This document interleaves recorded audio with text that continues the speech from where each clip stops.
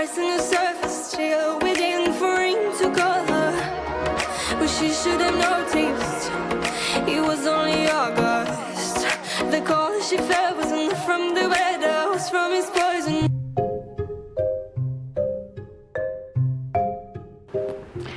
Hello everyone, this is Anjashi and we are in the third season of Manifestations Made Easy, where I discuss about manifesting a specific person fast, instantly, whenever, wherever you want. And today we are going to discuss about getting a specific person to chase you. This topic actually, I didn't want to discuss this because it brings back some memories that I really don't feel like talking about, but since it was a request by someone, she's a friend and she wanted me to discuss this because there are times when we really want someone to love us as much as we want or we visualize them to. So before moving on to this episode, I just want to give you a glance of how my life was before I knew what manifestation is and how I manifested my now boyfriend or my specific person, how I manifested this guy. You see, I was always low on confidence. Okay, nobody told me that I was enough. The people I had been with, they didn't see the worth in me. They rejected me for someone else, and I was always at the receiving end of people's behaviors. So much so that they often insulted me in public. Like, I've had to face situations where I didn't know what to do because I was probably left shocked that somebody could do something like that to me, because I was always kind and loving. I might have been paranoid about situations, but I was never rude to them. I was always encouraging, and I gave them all my love, all my support, financially, mentally, everywhere. But they thought that probably getting sex or just slipping into somebody else's pants was good, and it was worthwhile, because of course who else wants to do anything else? You just need to go on with life and have fun. That's what life is about. So I built this concept about myself, that I'm never going to find someone to love me. And imagine my self-esteem going lower every time I met someone, because I thought that this is where I stop, but they ended up choosing someone else instead of me. And I thought the whole point of this exercise is futile, because they don't like me. They just don't seem to like me. I was always the chaser. All my life. I used to carry flowers and chocolates for people. I was always doing things that boys normally do, and yet I found people behaving with me in the worst possible way. Like, I've heard stuff like, you're such an attention seeking person that nobody would like to even stand beside you for a minute, like, we're ashamed to be with you.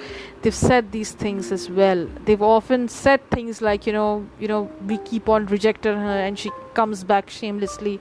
What kind of a girl is this? I mean, there's obviously no substance to that, and it's it's embarrassing to sit with her or to be with her and even take her out in public. I didn't understand why would somebody do something like that, or to go on with that idea. Now, it's not to take pity from you guys, or not to just say that what a pathetic soul I was. I just want to say that it's not about the chase. It's never about the chase. The thing is, people constantly blame themselves for not achieving what they want to. So if you're chasing someone and if someone doesn't chase you back, you blame yourself that there's some problem in you, which is why this person is not behaving or not chasing you back. And it's okay. every person is different. Every person has his or her own way of expressing love. A guy who chases you might be a really bad boyfriend. A guy who is mad after you can be a really bad father. A guy who is just constantly beside you, or you have the best memories with this person, may have a really bad mental state, or let's say he can't deal with situations where you are a professional. There might be situations like that. So you see, expressing love is very subjective. You cannot attach too much importance to expression of love, because one thing I learned about love when I was reading about manifestations and practicing them, experimenting, and seeing what works, how and in what situations, I always found that it's easier to judge than to understand. So let's say if somebody doesn't say, I love you too, should I be judging this person? No, it's not about the words always. Of course, you might say that, once a while you would want to hear, I love you too, but how good that would be if that person doesn't mean it, because there are so many people who are just lying all the time. And if you're good with this manifestation art, which is something that I offer a personal coaching, and you can book a session with me, the details of which are on my social media handles on Facebook and on Instagram. Search Anjashi Sarkar, ANJASHI SARKAR. That's the same name on Instagram and on Facebook. You can find the details there. I teach you how to master this art and how to get things working for you, the mental diet, programming your subconscious mind, everything.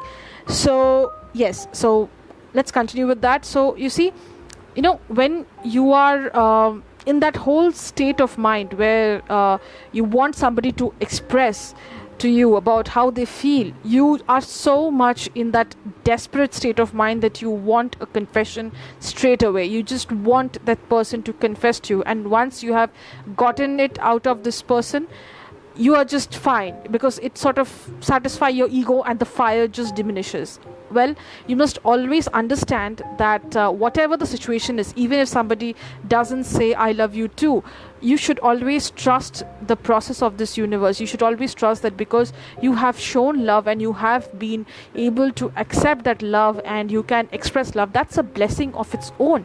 It's it's a signal on its own right. So you cannot question that process. Everything happens in its own time. So let's say, like my specific person, he didn't reply to my proposal until a week, I think. And once he had said yes to it, I was in shock, because I was not expecting him to say yes. And I did not even propose him as a love proposal. I proposed marriage, and he said yes to that, though he had his own terms and conditions, which I also understand, because I was I was too much in love with him and I didn't know what to say or do. So I said yes to it, and eventually when things unfurled, I realized that he had his own traumas and he had to deal with them, and we are at it. We are doing it one day at a time. I might say that we are not having too much progress, but definitely some progress. Even if it's 1%, it's a lot. I always thank the universe, because I get to spend time with him, and even if he's like cranky or in a bad state of mind, it has never happened that he has given up on the relationship. And this is what makes me so much grateful, because I've seen people who've just given up for no reason. They just give up because they didn't want to continue that friendship or relationship or whatever. And because I've been so accustomed with that idea that people just give up on me, I never thought that someone like my specific person could even go on with that idea that he was ready to be with me. He might be angry, he might be upset, he might be disappointed with some of the things that I have done in the past, like being insecure or being too much clingy, but definitely he doesn't say something like, okay fine, let's just go apart and just seek time apart or something like that. He has never said that. There were times when he might have done it, and then I went back to pursuing him, and that was not even pursuing, but I was just putting my side of the story, and I manifested that version of him which understood my point of view, and he was more patient. He listened to me, he forgave me when I apologized, and that's how things work. So you see, when you want someone to chase you, you don't chase that person, you just let it be. You just trust the universe that things are going to turn in your favor. Because for the longest time I thought that nobody was chasing me, but then when I looked around, I see so many people trying to talk to me and wanting to have that life that I have right now. They want to be a part of my life, because you see, nobody wants to be with a negative thinking person. Everybody wants to be with someone who is positive and who always radiates some kind of confidence. So I say confidence is the key, because the last time when I had been so confident I could get whatever I want to, including this podcast, because I never knew I could do something like that. I established a YouTube channel, and I don't really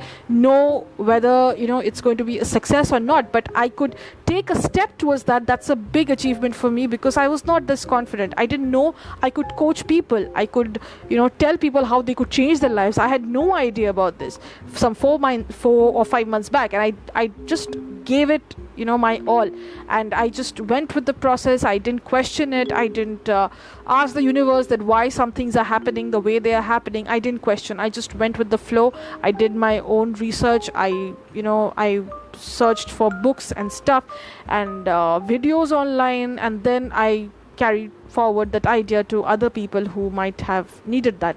So when you're trying to get this specific person to chase you, don't chase this person. I am constantly telling this to every one of my clients. I just tell them that please do not chase this specific person, because if you chase someone, the universe will always take it away from you. It always works on balance.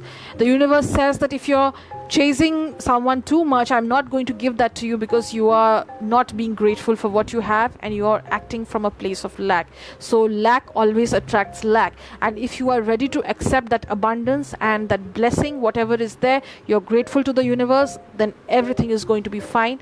Because now you are living in the end. You pretend that something has already happened and you are not giving off a desperate vibe.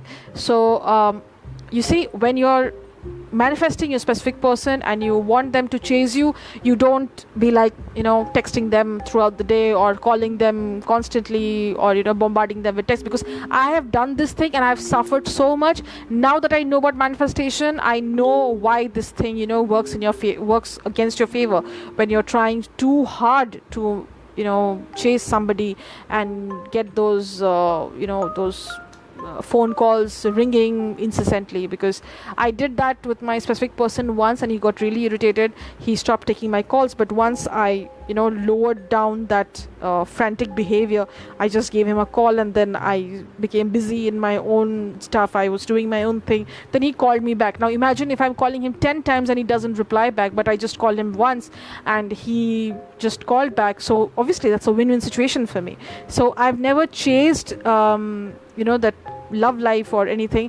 There's of course a difference between focusing on your love life and chasing your love life. The focus on your love life means that you are focusing on the good parts of the relationship. You're focusing on what makes your partner happy, on the communication, on what you guys enjoy doing.